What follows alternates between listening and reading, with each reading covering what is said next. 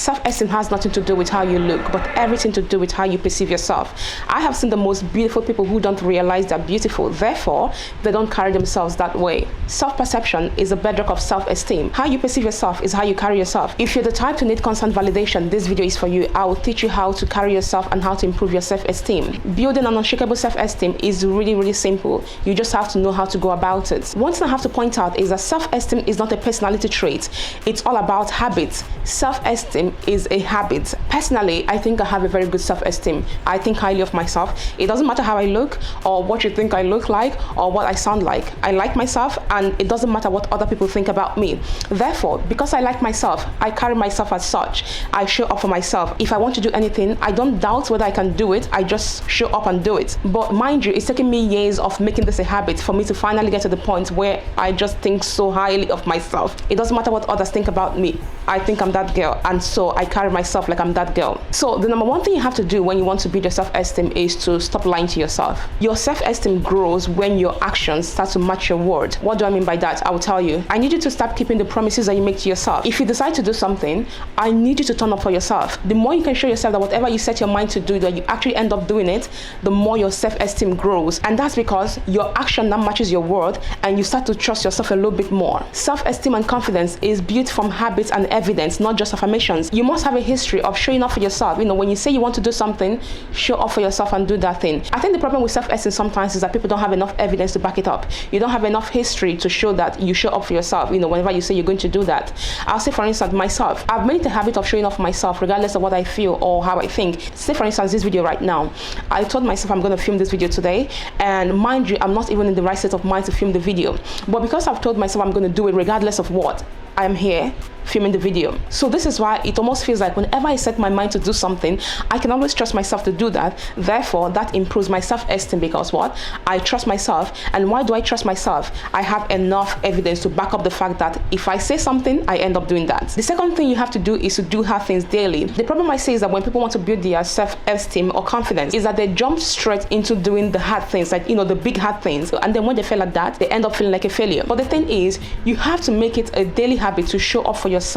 You have to make it a daily habit to show up, even in the little ways. Say, for instance, I have a habit of making my bed every morning, taking a shower every morning, brushing my teeth, you know, cleaning the house and all. I've made it a daily habit to show off myself in the little things. So because I've made it a daily habit of doing these simple things every day of my life, I can trust myself that if the big ones come up, I can also show up in the same way. Because over time, I've made it a habit of doing the small, difficult things daily. So when the big one comes, I can trust myself that, oh, if I've had a habit of showing off myself every single day with these little things, the big one is not the problem.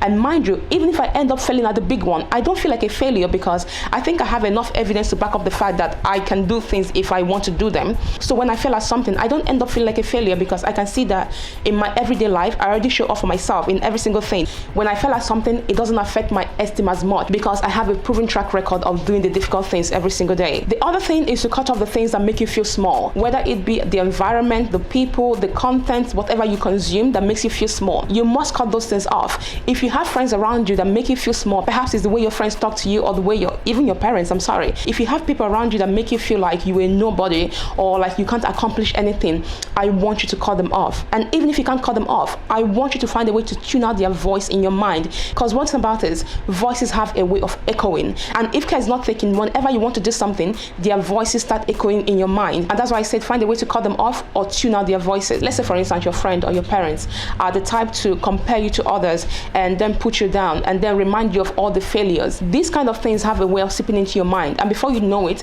that becomes your subconscious voice that whenever you want to do something, it's almost like you can hear their voice saying, oh, but you failed at that other one, so what makes you think you're going to succeed in this one? You need to cut them off or find a way to tune your voices out. Personally, for me, I don't keep people around that makes me feel like a failure or like I'm a nobody or I failed at something. It doesn't matter how many times I fail at something, I'm still going to try anyways. So if you have people around you instead of encouraging you to keep trying, would rather remind you of your failures from the past. you know what to do. The next thing is to stop the comparison. I need you to stop comparing yourself to others, because the problem is sometimes you're comparing your day 1 to someone's day 2000. And let's say, for instance, you guys are starting at the same time. I want you to know that life is not a level playing field. Even if your day 1 is actually their day 1, you don't know what their background is. You don't know the experience that have built them up for that very moment that you guys are. And that is why you need to stop the comparison. Stop comparing yourself to others. What matters is that you should try and see that your today is better than your yesterday. So your competitor is yourself, not the other person. One thing I would advise you to do is start by incorporating the small habits every day and try and show up for yourself. And before you know it, that self-esteem is very high. I'll give you guys an example. Last year I was weighing 100 kg, and I told myself that I am going to show up every single day and exercise regardless of whether I'm losing the weight or not, right? And guess what?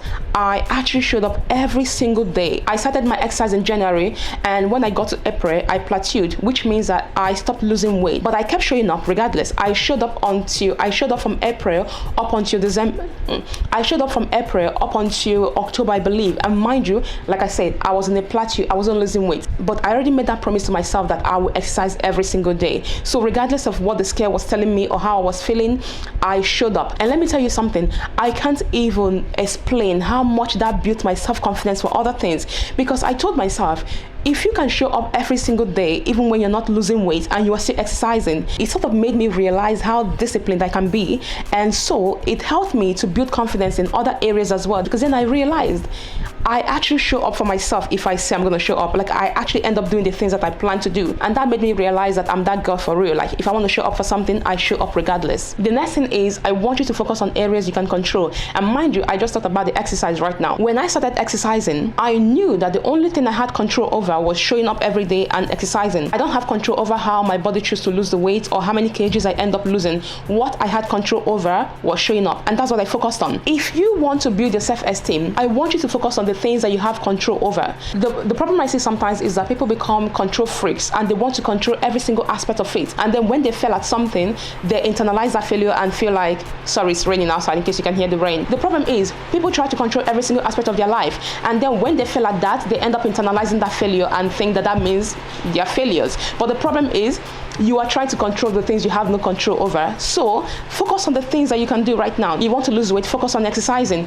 You want to become a content creator, focus on perhaps making better videos. You have no control over who chooses to subscribe to you or watch your video. I want you to always remind yourself that you can only control the things you have control over, and the ones that are beyond your control, you shouldn't try to control them. I hope that makes sense. The next step is for you to become someone that you respect. I want you to be honest with yourself. If you were not yourself and you're just an outsider looking at yourself, would you respect yourself? If you weren't you, would you respect yourself based on who you are at the moment? If the answer is no, I want you to focus on becoming the person that you respect. And how do you do that? It's by showing up for yourself. It's by improving the things you have control over. It's by showing up daily. It's by doing the hard things daily. Personally, for me, the people I respect show up for themselves. You know, they do the hard things. Therefore, for me to respect myself, I have to become that person. The other thing you can also do is perhaps find someone that you look up to, like find a mentor in the area that you're trying to improve, and see how they do things and see if you can copy them. What did I say again? Imitation is the highest form of flattery. I hope I got that right. So perhaps find someone that you respect and try to imitate them. I want you to study the person that you want to become.